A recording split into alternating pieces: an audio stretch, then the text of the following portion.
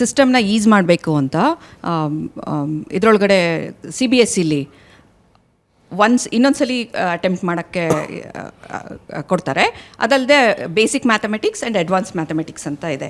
ಆದರೆ ನಮ್ಮದು ಇಲ್ಲಿ SSLCಲಿ ಸ್ಟೇಟಲ್ಲಿ 3 ಸಲ ಕೊಡ್ತಾ ಇದ್ದಾರೆ. ಅದಲ್ಲದೆ 35ಇಂದ 33% ಮಾಡಿದ್ದಾರೆ. ಈ ಥರ ಮಾಡಿದ್ರೆ ನೆಕ್ಸ್ಟು ಈಗ ಓದ್ಕೊಂಡು ಹೋಗೋರೆಲ್ಲ ವರ್ಕ್ ಫೋರ್ಸು ಲೈಕ್ ಗ್ಲೋಬಲ್ ಆಗಿ ಕಾಂಪೀಟ್ ಮಾಡಬೇಕು, ಸ್ಪೆಷಲಿ ಚೈನಾ ಜೊತೆ. ಸೊ ನಿಮ್ಗೆ ಏನಾಗುತ್ತೆ ಅನಿಸುತ್ತೆ ಸರ್? ಇದೊಂದು ಗಂಭೀರವಾದ ಪ್ರಶ್ನೆ, ಗಂಭೀರವಾಗಿ ಚರ್ಚೆ ಆಗಬೇಕಾಗಿರುವಂಥ ಸಿಸ್ಟಮಲ್ಲಿ ನಾನು ನಮ್ಮ ಅಬ್ಸರ್ವೇಷನ್ ಹೇಳ್ಬಿಡ್ತೀನಿ ಸರ್.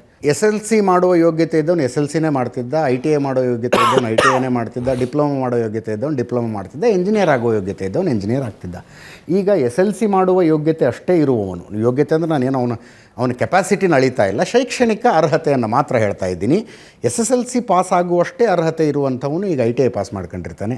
ಯಾರಿಗೆ ಡಿಪ್ಲೊಮಾ ಮಾಡುವಷ್ಟೇ ಅರ್ಹತೆ ಇರುತ್ತೋ ಅವ್ನು ಹೆಂಗೋ ಒಂದು ಇಂಜಿನಿಯರಿಂಗ್ ಸೀಟ್ ಸಿಕ್ಕಿರುತ್ತೆ, ಅವನು ಇಂಜಿನಿಯರಿಂಗ್ ಮುಗಿಸ್ಕೊಂಡಿರ್ತಾನೆ. ನಾಳೆ ವರ್ಕ್ ಫೋರ್ಸಿಗೆ ಅಂತ ಬಂದಾಗ ಒಂದು ಕಂಪ್ನಿಯವರು ಟೆಸ್ಟ್ ಮಾಡ್ತಾರಲ್ಲ ಸರ್, ನಾನು ಪ್ರತಿನಿತ್ಯ ಅನುಭವಿಸೋದು ಇದನ್ನು.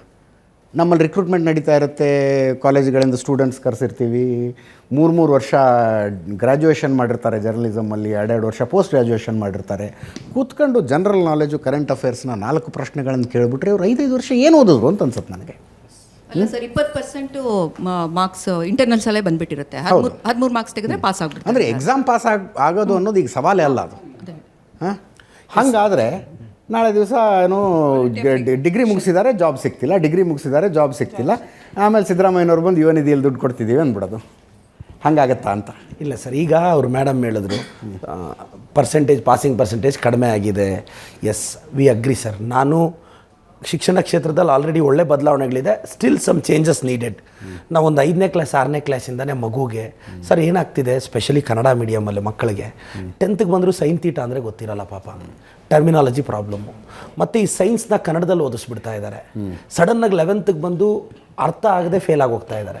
ಸೊ ನನಗೊಂದು ಡ್ರೀಮ್ ಇದೆ ಸರ್, ಶಿಕ್ಷಣ ಕ್ಷೇತ್ರದಲ್ಲಿ ಸಾಧ್ಯ ಆದರೆ ಸೈನ್ಸ್ನ ಮ್ಯಾಥಮೆಟಿಕ್ಸ್ನ ಇಂಗ್ಲೀಷಲ್ಲಿ ಕಲಿಸ್ಬೇಕು ಕನ್ನಡ ಮೀಡಿಯಮ್ ಸ್ಕೂಲ್ ಮಕ್ಕಳಿಗೆ. ಅದನ್ನು ಸ್ಟೇಜಸ್, ಒಂದು ಮಗುಗೆ ಸ್ಟೇಜ್ 1 ಮ್ಯಾಥಮೆಟಿಕ್ಸ್ನ ಕಲಿಸ್ಕೊಂಡು 10ಗೆ ಪ್ಲ್ಯಾಂಡಾಗಿ ಸಿಲೆಬಸ್ ರಿವೈಸ್. ನಾನೊಂದು ಟೀಚರಾಗಿ ಹೇಳ್ತೀನಿ, science syllabus mathematics syllabus revise ಆಗಬೇಕು ಸರ್. ಅದು ಅಪ್ಡೇಟೆಡ್ ಇಲ್ಲ ಅನ್ನೋದು ನನ್ನ ವಾದ. ಸೊ ನಾನು ಸರ್ಕಾರದ ಗಮನಕ್ಕೂ ತರ್ತೀನಿ, ಮಂತ್ರಿಗಳ ಗಮನಕ್ಕೂ ತರ್ತೀನಿ. ಇಂಥ ವಿಷಯ ಮಾತಾಡ್ರಿ, ಕೇಳಕ್ಕೆ ಚೆನ್ನಾಗಿರುತ್ತೆ. ಅದು ಬಿಟ್ಟು ನೀವು ಏನೇನು ಈ ವಿಷಯಗಳನ್ನು ಮಾತಾಡ್ಬೇಕು. ಪ್ರದೀಪ್ ಈಶ್ವರ್ ಅವರೇ, ಯುವರ್ ಎಕ್ಸ್ಪರ್ಟೈಸ್ ಈಸ್ ಎಜುಕೇಷನ್.